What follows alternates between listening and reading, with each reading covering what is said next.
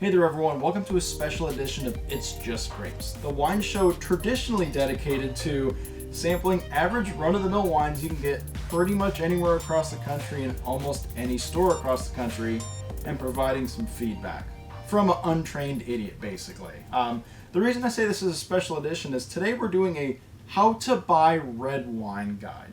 So basically I went out and bought the whole selection of Barefoot red wines, ranging from essentially kind of the lightest thing, which is the white Zinfandel, all the way up to kind of a traditional Cabernet. Now I already have a little doubt because my sweet red that I have sitting all the way down here on the end does look quite a bit darker than the next two or three in a row. But there's a lot of stuff, there's a lot of information on the internet that can kind of help guide you from easy to drink up to bold, powerful, and everything in between. But you could also watch this episode and learn those same things. The goal we're trying to achieve here is not to talk about each individual bottle, what I like, what I dislike. What I really want to do is just talk about what's different as you go up in the scale, and maybe we'll compare and possibly rearrange based on my thoughts. So the first thing I'm going to do is I'm going to drink the sweet red because it's oddball.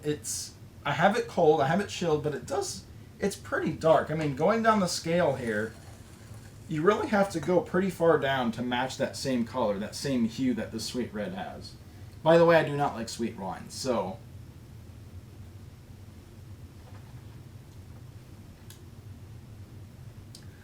yes, so that is very sweet. If you like sugar, you will like that wine. It is fairly easy to drink, so don't let that color put you off. It looks like it's going to be intense, it looks like it's going to be strong. Really easy to drink. Really calm, cool, collected wine here. Let's move up. This is our Barefoot White Zinfandel. I don't think I've ever had a white Zinfandel. I've had regular Zinfandels, which are pretty bold, pretty commanding, pretty strong. I do have this chilled. I like that. This reminds me a little bit of a Moscato. So it is sweet. It's got kind of a very bright, very clean taste. It really reflects the hue of the glass. This tastes nothing like a red Zinfandel. This is probably, according to my taste buds, closer to almost like a rosé, if you will. Now, that being said, it is still very sweet. Not as sweet as the sweet blend we have here. Personally, I probably wouldn't go out and buy this for myself. I would have no problem drinking this at a party, at a friend's house, something like that, a restaurant. But I wouldn't go buy a whole bottle of this because, again, I just don't really get into sweet wine to really appreciate that. Let's move up here to our red Moscato. So I expect this to kind of taste similar to the white Zinfandel. I, again, also have this chilled. Oh, that's got a great smell. Wow, that's interesting. So that's probably something I should provide. Hardly any smell with the white Zinfandel. A little noticeable smell with the sweet red, but nothing like this red Moscato.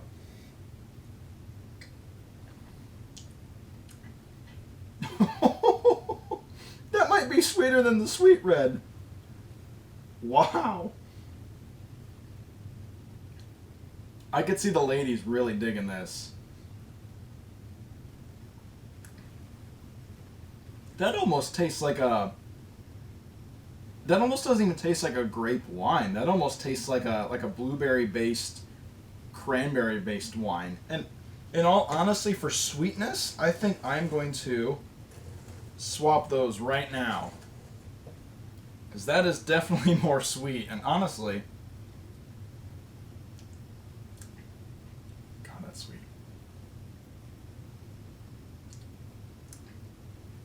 God, those are very close. I do like the red Moscato a lot more. It's got a really good smell, like I mentioned before. Really nice, clean taste, but gosh, is it sweet. My God. Pinot Noir. Now, Pinot Noir, I think, is a pretty big jump up. Pinot Noir is one of those tricky wines because it really depends on the region. They're not all the same.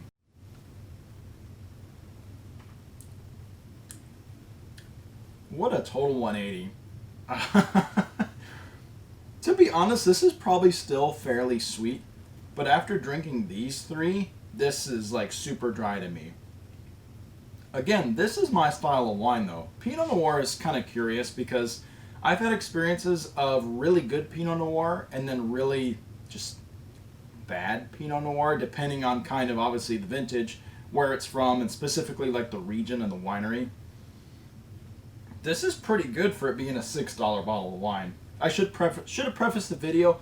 All these were like $6 bottles of wine, so this is like $40 of wine on the table. For $6, I would rock this Pinot Noir. That being said, pretty much from here this way, you don't want it cold. By cold I mean refrigerated. This Pinot Noir has just been sitting literally in this room on the floor since I bought it, and that's how I'm drinking it right now. So at like an ambient 60 to 70 degrees. Everything from here over I had in the refrigerator. So I think comparing this to these three isn't really that close. This has a really good clean flavor. Definitely tastes like a traditional red wine to me. Again, I love Pinot Noir. Let's compare it. Let's go this way and do a comparison. So we're going to move up now to Merlot. Merlot, I've never liked Merlot.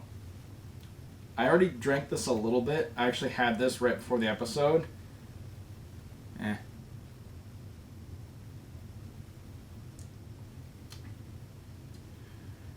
Yeah, it's just, there's something about Merlot with me. These two are very different tastes, Pinot Noir and Merlot. Merlot is kind of,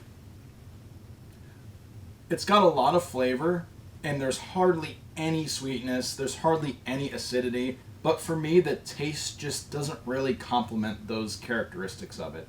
I would much rather have this Pinot Noir than the Merlot. Let me taste this one again. Yes. No. I'm trying to compare sweetness right now. This may have a little bit more sugar content to me. So again, I would say if you're interested in kind of this range of the reds, try both. Buy a cheap bottle of both and see what you like. And then advance into the intermediate priced bottles from there, which will probably taste even better. Let's move up to a Malbec. Now Malbec, I've always liked. Let's see if I like this one.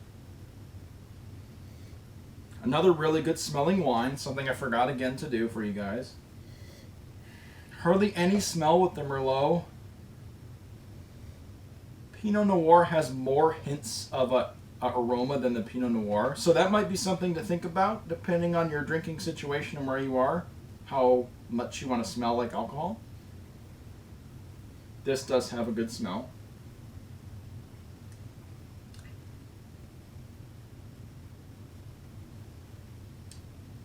Now that's interesting because that almost tastes like a grape flavored water. There's no bite. It honestly, it almost doesn't even taste alcoholic. It says it's 13.5%.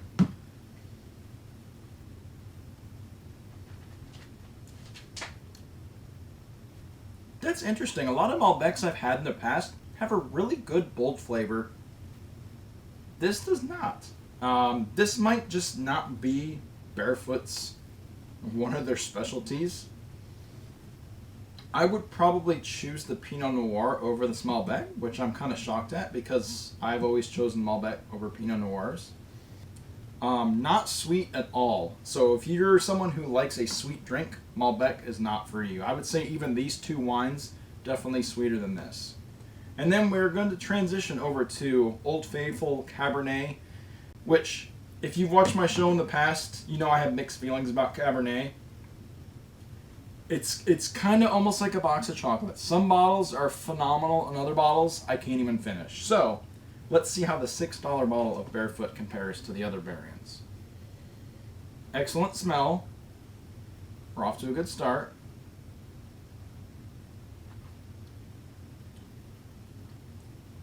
nice, rich taste.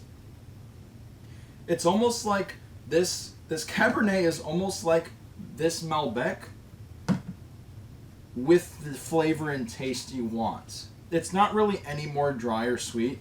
So these two are very similar to my palate. Cabernet is much better though. Again, as most of you guys probably figured out, Cabernet is probably one of the most popular wines, at least in the US, just again based off of me seeing what's on the shelf and seeing what a lot of people buy.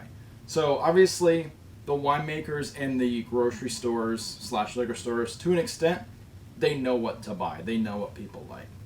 So I think if you've been drinking a lot of white wines already, I would probably recommend the Red Moscato, just because it's kind of a nice little low-risk bridge from the white variants over to the red. And this had a really good taste and smell.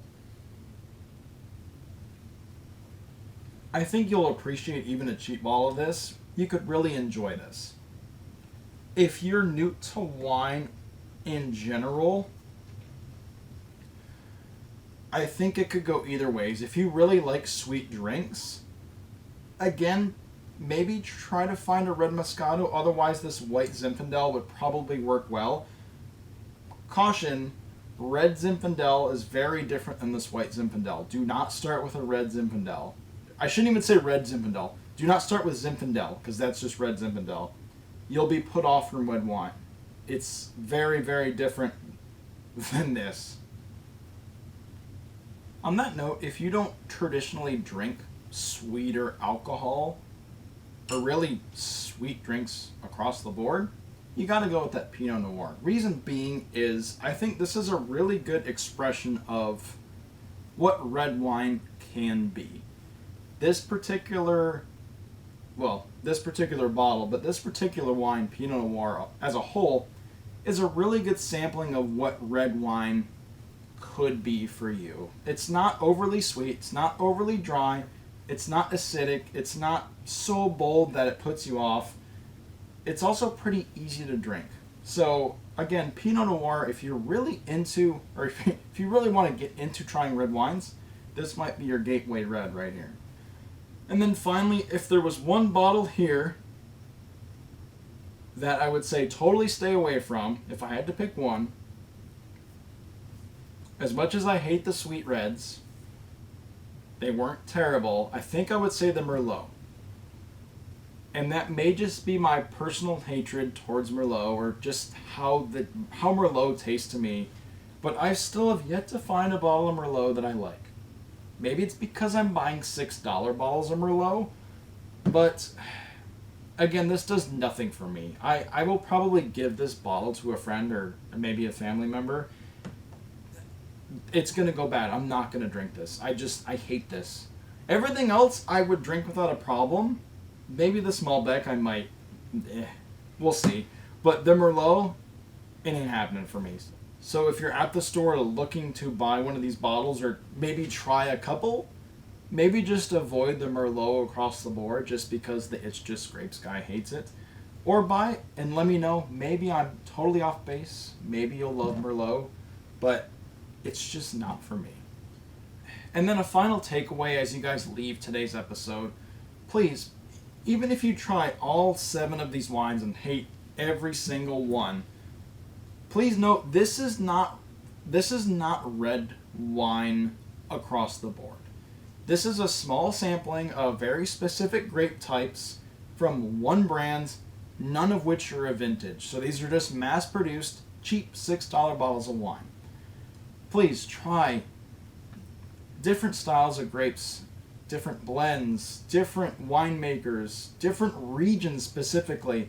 Try French wines, try Italian wines, Argentina wines, Central American wines. There's something for you out there. I don't want you to think that if you don't like this, red wine's not for you.